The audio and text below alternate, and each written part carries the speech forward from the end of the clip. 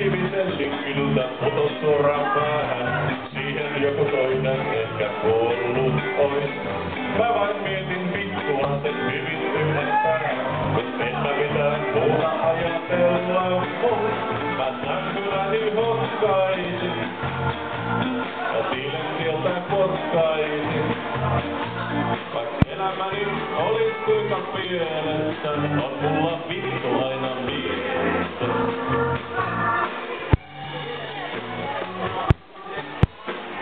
Lähdin sitten merille ja kreikkalaiseen laivaan. Siellä kaikki meni mua perseeseen.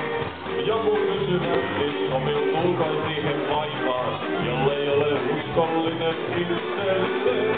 Mä vuosin alla karkaisin, mut luontoni vain karkaisin. Vaik elämäni olis melko pielessä, niin vielä vittu säilyi mielessä.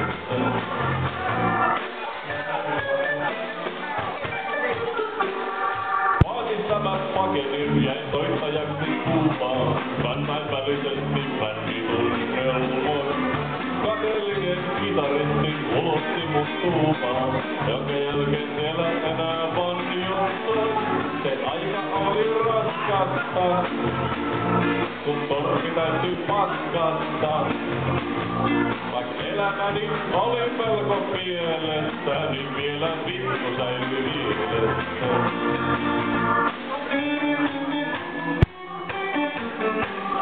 Puolistuksen jälkeen soitin Tampereelle myytiin. Vuorokausi Havannassa ryypättiin.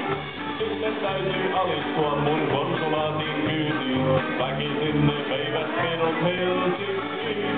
Kun kuulin tämän tuomion, kun määränpääsi Suomi on.